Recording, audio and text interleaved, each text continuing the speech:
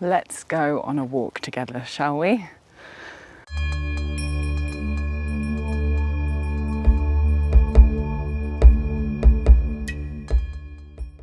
Hello and welcome to Temple of Akasha, the home of embodied spirituality with me, Natasha. So I thought today we would do something a bit different. If I'm being completely honest, I've been bored of the content I've been making recently. Not necessarily what I'm sharing, but how I'm sharing. I find the format of sitting and just talking to a screen doesn't satiate my dynamism. And so we are house sitting and pet sitting in Hampshire, which is in South England. And we're opposite this pristine woods, which I'm going to walk through today and show you some of. And I thought this is a much better setting than anywhere I could film inside. And I've decided not to edit today's video. I'm just going to let this be whatever it's going to be. I find myself moving into deeper states of presence recently.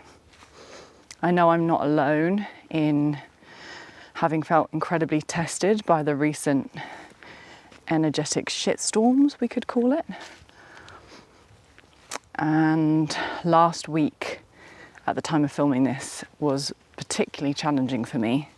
That last week of July, I came on my bleed on the full moon, and it was a week that seemed to dissolve me, and that disillusion was actually a becoming. It was an awakening into deeper truth, moving beyond more veils of illusion. So actually it was an incredibly liberating process once I heeded the divine message to stop identifying with whatever I was experiencing. And I feel personally that there is this very, I don't want to say pressing, or urgent, because that denotes that there's some fear associated with it. But there is a rather loud invitation from the divine, I feel, for us to really get our spiritual house in order at this time. The way that I feel my own evolutionary process accelerating, and also witnessing the evolutionary process of humanity accelerating, my felt sense experience of that is that we are very close to the climax of this epoch. I don't know what that looks like, and I don't know how that's going to unfold, this ending of sorts, this climax, this completion. But I can feel us rapidly moving towards it, whatever it is. And there are many different ideas, concepts, proverbs that point to this, that point to what this might be, this burgeoning time. Is it the apocalypse? The true meaning of apocalypse meaning revelation, so revealing truth. I certainly feel we're in that time. Is it the dawning of the golden age? Is it the end of Kali Yuga? Is it the collapsing of all material form back into the singularity? Who knows? Who knows? Is it just another cresting wave in the unfolding expression of the One, which may have a big impact in humanity in the way that we evolve, or it may not? I don't know. But my sense is that it is a very significant time, and that this time we're in right now, just in the calm before the storm, we could say, even though it does feel stormy out there, we're not quite in the storm yet. This is the time for preparation.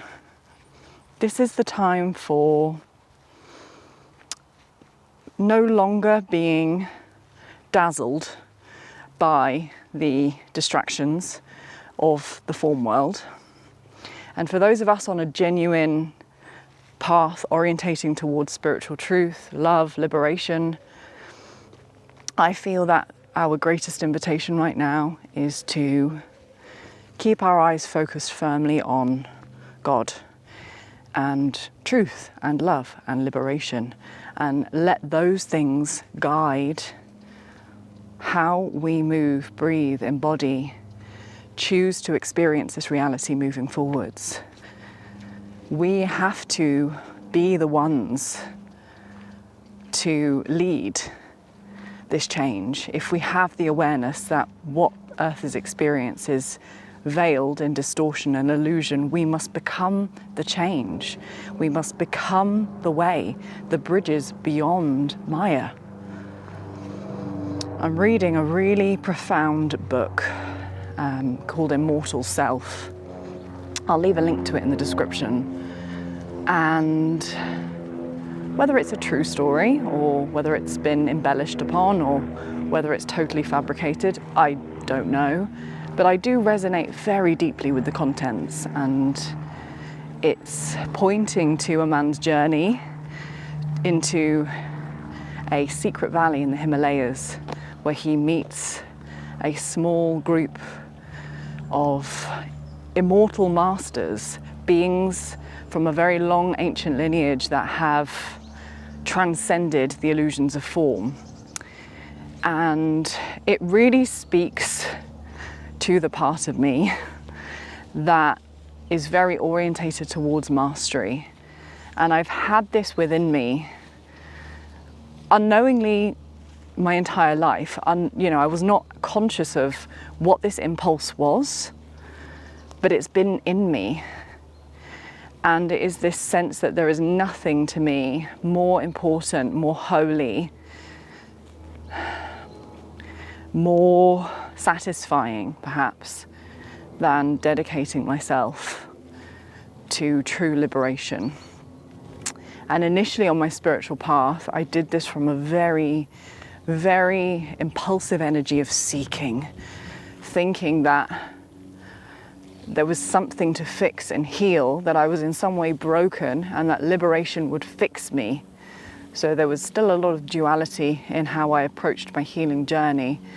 But increasingly, that is dissolving, and there is simply a surrendering of the false and a burgeoning presence of what is true.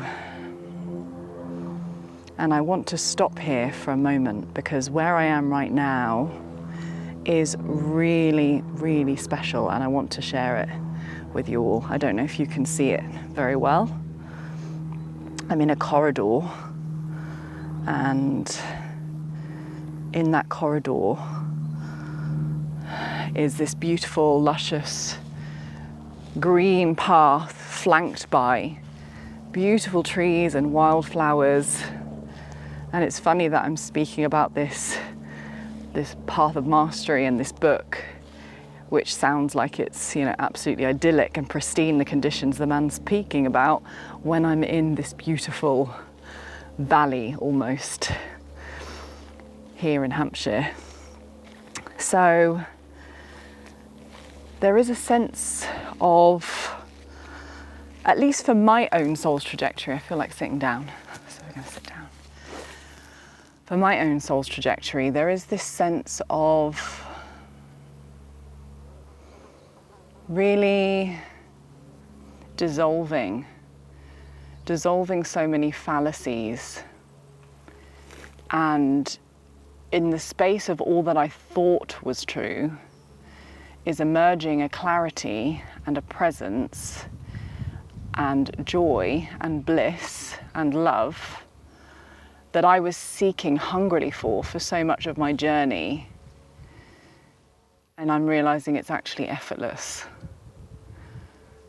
But in order to rest in that, we have to be willing to let go, really let go of all that we've been gripping onto, all of the ideas, the thoughts, the stories we create out of the sensations we feel. We have to become the empty flute, become the conduit, become the channel through which life moves. And I feel that over the last few weeks, I've had a real clarifying understanding of non-attachment. I've gradually deepened in my understanding of this over the years. Initially, I thought non-attachment was an incredibly cold, dissociative practice almost. And the wounded feminine architecture in me thought, oh, that's not the way, judged it. But then I started to realize that non-attachment is actually a beautiful marriage and dance between the yin and yang, the masculine and feminine. That it is in the surrender, it is in the letting go and the receptivity to the now moment. So being in that yin principle, that we can actually allow the fullness of presence, of liberation to emerge. The masculine container, that yang holding principle, Shiva consciousness, the I am.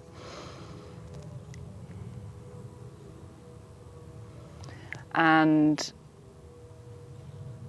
I finally understand perhaps what I've been slowly uncovering for many years, what many texts point to, what many gifted, talented guides, healers, masters have spoken about.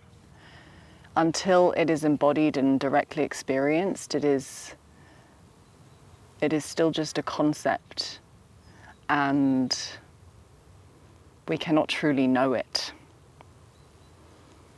And so really this is why for me the path of embodiment is the most vital component of deepening in our spiritual work, because it means alchemizing that which was once just known by the mind and moving it into the direct experience of the true self, becoming, not knowing with the mind, but becoming the truth.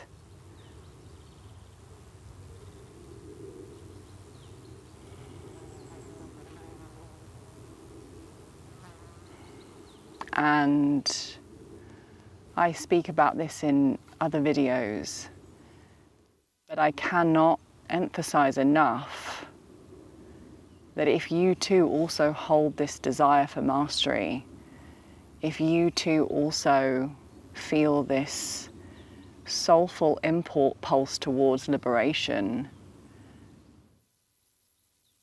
your greatest challenge and obstacle and your greatest invitation is to let go of your attachment to your mind. Start there.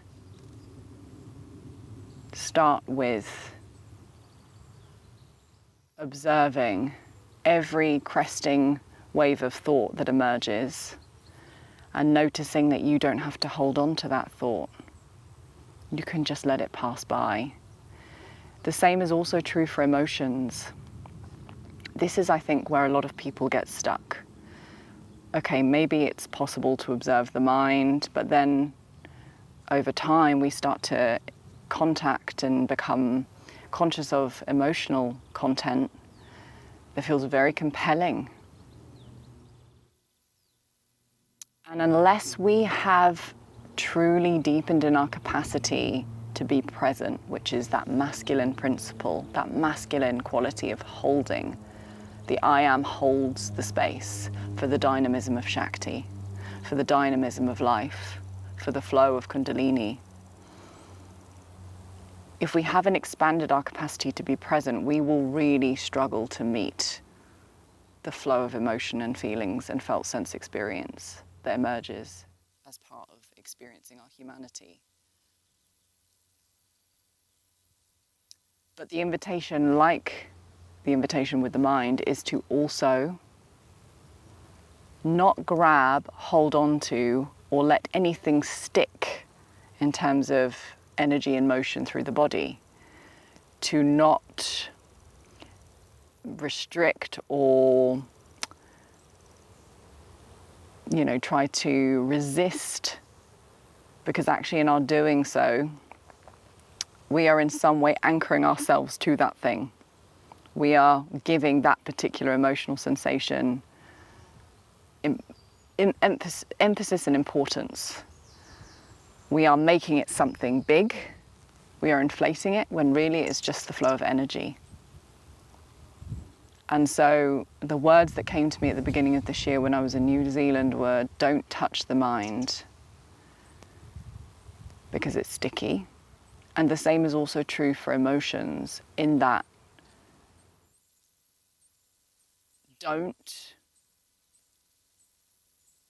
do not mistake your true nature for what you feel. Your true nature holds with loving awareness the unfolding of your humanity and this emotional content that you might be experiencing. So yes, feel it. Yes, express it.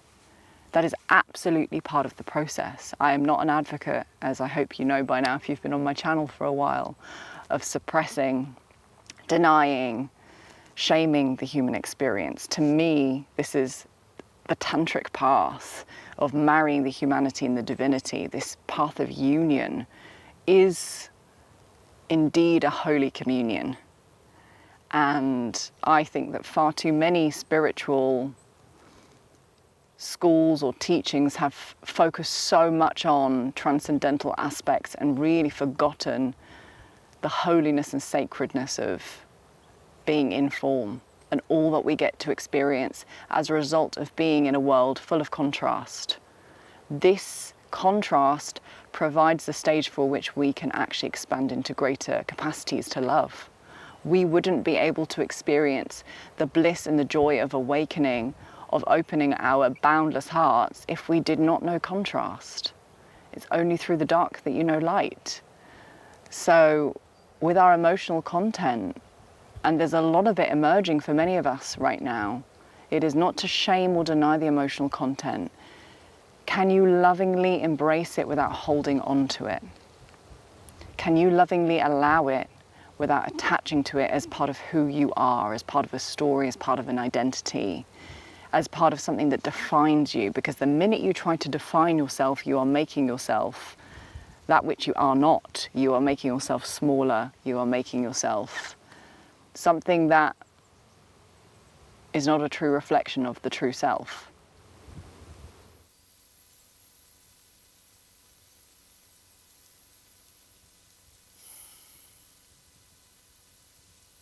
It is so peaceful here. It is just so beautiful and peaceful, and I hope that being in this setting, in this beautiful idyllic spot with just glorious weather today, I hope that you can also feel the power of presence, the power of the mother, the spaciousness that is yours always. One last thing I feel called to speak about as we touch on this movement towards surrendering, which is really not a movement, it's really it's almost a lack of movement in some ways. It's a lack of will. So we're surrendering the will to need to do something, and we are kind of falling into more receptive states where life moves us instead of us moving through life. This is directly linked to the health of our nervous systems. So if you've been on a Kundalini awakening, or you already know that you have a dysregulated nervous system, one of the most practical ways that you can tend to yourself and begin to slowly expand your capacity to hold more presence and to return to more truth is going to be nervous system regulation.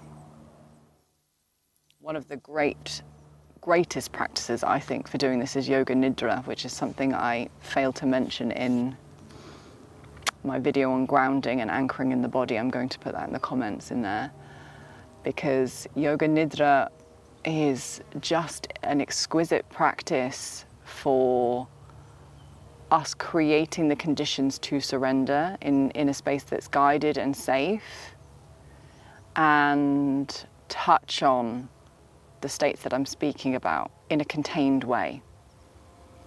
And those sessions can do so much to start healing the nervous system, and you can directly experience what I mean by the surrender, because the gripping and the holding on to either thoughts or emotions or conditions in our life that don't serve us, they are fundamentally arising out of a sense of unsafety in some way, a sense that I need to hold on, I need to control, because underneath that need is this sense of it's not safe to let go.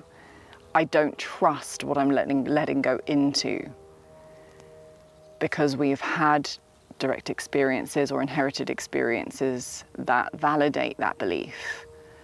And we've lost, through the veil of obscurity, our connection to the divine holding. So much of our ability to rest in presence and to let life move through us, to let the dynamism of life move us and open us, is so directly linked to our nervous system health.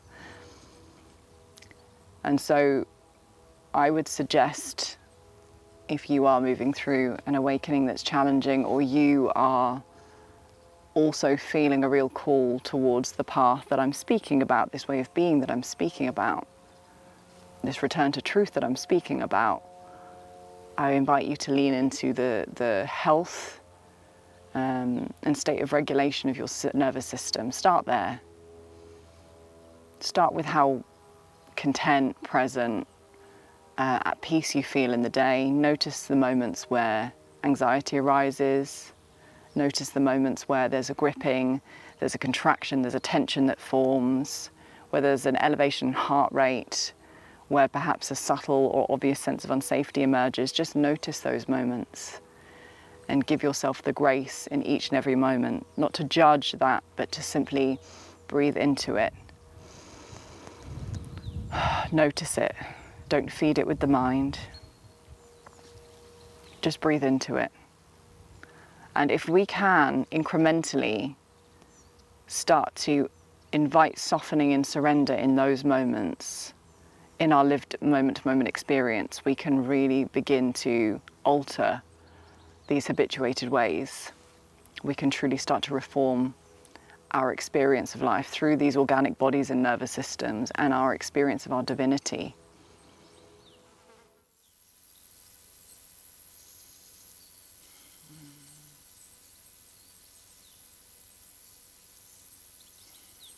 I truly understand, perhaps for the first time in my life, in this incarnation, what is meant by surrender.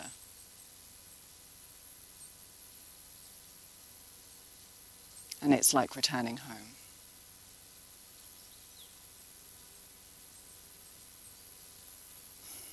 I'm sending you so much love, peace, clarity, joy, lucidity. It's time to get our spiritual home in order, friends. We're being called back home. I'm sending so much love.